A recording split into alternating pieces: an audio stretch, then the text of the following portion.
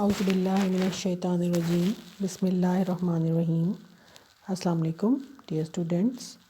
Hope all of you will be fine inshallah ta'ala.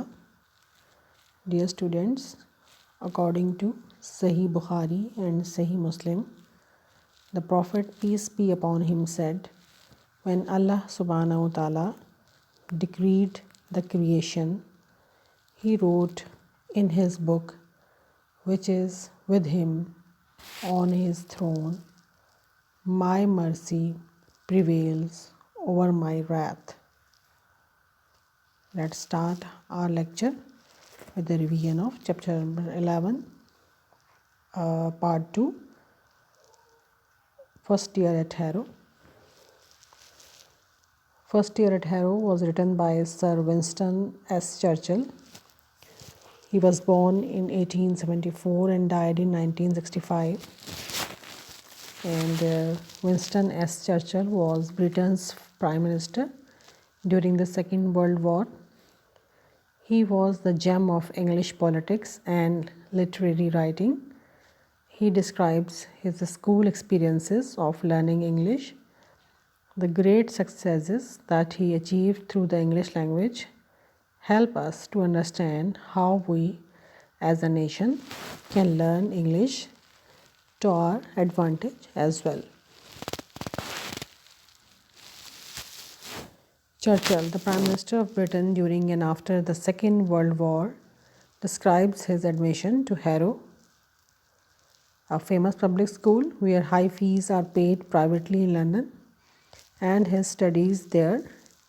Churchill was the great hero of war as he worked hard for the defeat of Germany. He was a great writer as well. The present essay shows well that a genius need not be very good at old-fashioned examinations and studies. اس مضمون میں جنگ عظیم کے دوران اور بعد میں برطانیہ کے وزیر اعظم چرچل نے ہیرو میں اپنے داخلے اور وہاں پڑھنے کے واقعات بیان کیے ہیں. چرچل جنگ کا بہت بڑا ہیرو تھا اور جرمنی کو شکست دینے کے لیے اس نے بہت محنت کی تھی. وہ ایک بڑا مصنف بھی تھا اور اس مضمون سے ہمیں پتہ چلتا ہے کہ ایک ذہین شخص کے لیے پرانی طرز کے امتحانات اور پڑھائی میں اچھا ہونا ضروری نہیں ہے. Churchill had to take an examination when he went to Harrow for admission. He could not answer a single question in his Latin paper. He only wrote his name at the top, the number of the first question, and made some marks on his answer book. The headmaster of the school, Mr. Weldon, was a broad-minded teacher and administrator. He could understand the depth of things. He looked at Churchill's answer book and decided that at Harrow, Churchill could study fruitfully and well. جب Churchill hero میں داخلے کے لیے کیا تو اسے داخلے کے لیے ٹیسٹ دینا پڑا اور وہ اپنے لاطینی زبان کے پرچے میں ایک سوال کا بھی جواب نہیں دے سکا. اس نے اوپر صرف اپنا نام اور سوال نمبر لکھا اور جوابی کاپی پر چند نشان لگا دیے.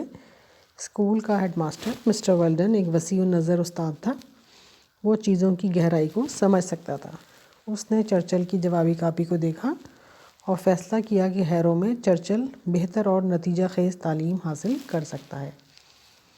So he admitted Churchill, who was placed in the lowest division of the classes. Even in the school list, his name was printed at the bottom because his name began with S. Spencer Churchill in the alphabetical order. The two names after him in the list also disappeared later, and thus his name was at the bottom then. But he did not mind this. لہٰذا اس نے Churchill کو داخل کر لیا مگر school کی فہرست میں سب سے نچلی سطح پر ان کو رکھا گیا کیونکہ ان کا نام ایس سے شروع ہوتا تھا حروف ابجد کی ترتیب میں، اور فہرست میں جو دو نام ان کے بعد آتے تھے وہ بھی بعد میں غائب ہو گئے، اور اس طرح ان کا نام اس وقت سب سے نیچے ہی تھا. لیکن انہوں نے اسے اس بات کا بالکل بھی برا نہیں منایا. And during his studies at Harrow, Churchill could not properly answer the questions that he found in his examination papers. His examiners always asked him what he did not know. Thus, Churchill was in great difficulty while taking his examinations. Firstly, he did not like the subjects in which he was examined. Secondly, he never knew the answers to the question that he found in his examination papers. اب hero میں اپنی تعلیم کے دوران Churchill اپنے امتحانی پرچوں میں آنے والے سوالات کے مناسب جوابات نہ دے سکا. اس کے ممتحن ہمیشہ وہ پوچھتے جو وہ نہیں جانتا تھا. اس طرح چرچل امتحان دیتے وقت بڑی مشکل میں ہوتا. اس کی ایک وجہ تو یہ تھی کہ جن مضامین میں اس کا امتحان لیا جاتا وہ انہیں پسند نہیں کرتا تھا، اور دوسری بات یہ تھی کہ امتحانی پرچوں میں جو سوالات پوچھے جاتے تھے وہ ان کے جوابات بالکل بھی نہیں جانتا تھا. ٹھیک ہے بچوں، تو یہ تھی آپ کی تھوڑی سی سمری آپ کے اس چیپٹر کی. ٹھیک ہے، اور اس میں مزید یہ کہ جو چرچل کے ایز اے اسٹوڈنٹ اور جو اس کی کوالٹیز تھیں ہیرو میں، اس کے بارے میں بھی تھوڑا سا میں بتا دیتی ہوں آپ کو. Surprisingly, Churchill was at a great advantage at Harrow, simply because he was in the lowest form. The boys of this form were taught English because they were considered weak in studies. The boys of the upper forms were taught Latin and Greek. Churchill and other boys of his form got a really able teacher, Mr. Somerville, who taught them well. Churchill learnt English grammar with interest. That helped him with his writing and performance as a great historian. دلچسپ بات یہ ہے کہ نچلی سطح پر ہونے کی وجہ سے چرچل کو ہیرو میں بہت ہی فائدہ ہوا. اس سطح کے بچوں کو انگریزی پڑھائی جاتی تھی کیونکہ انہیں پڑھائی میں کمزور خیال کیا جاتا تھا، اور اونچی سطح کے بچوں کو لاطینی اور یونانی زبان پڑھائی جاتی تھی. چرچل اور اس کی سطح کے دوسرے بچوں کو ایک واقعتاً قابل استاد ملا جس نے انہیں بہت اچھا پڑھایا. چرچل نے انگلش گرامر بہت دلچسپی سے سیکھی. یہ اس کے لیے انشاء پردازی میں بہت معاون ثابت ہوئی، اور اس نے بڑے مورخ کے طور پر اس کی کارکردگی کو بہتر بنایا. The knowledge of English that Churchill gained at Harrow helped him much in his later life. The knowledge of Latin and Greek was not of so much use in practical life. On reading first year at Harrow, we learn how great its author Sir Winston Churchill was in his general understanding, common sense and approach to life.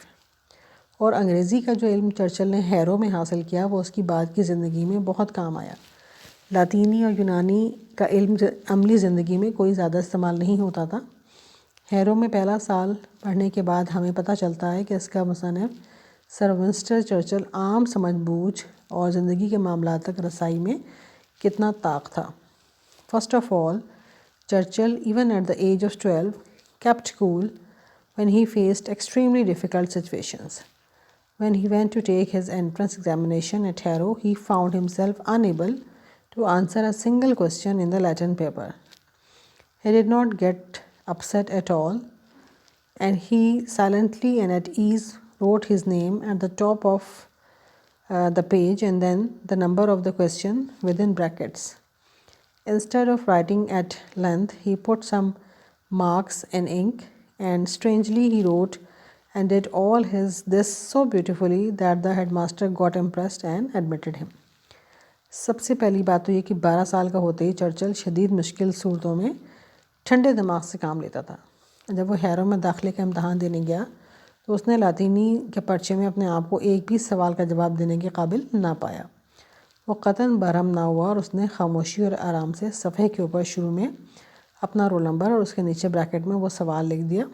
تفصیل سے لکھنے کی بجائے اس نے کچھ سیاہی کے نشان لگا دیے، اور عجیب طرح سے اس نے یہ سب کچھ اس خوبصورتی سے کیا کہ ہیڈ ماسٹر اس سے بری طرح متاثر ہو گیا اور اس نے اسے اسکول میں داخل کر لیا. تو یہ تھا بچوں آپ کا مختصراً خلاصہ آپ کے اس چیپٹر کا. اور جو شارٹ کوسچنس آپ کے بک میں دیے ہوئے ہیں اس میں کوسچن نمبر 1 ہے جی the writer says that the examiners put questions which he could not answer. Is the complaint just? پھر نمبر 2 ہے جی what sort of questions are asked by examiners. Question number 3 ہے why did Churchill not do well in examination.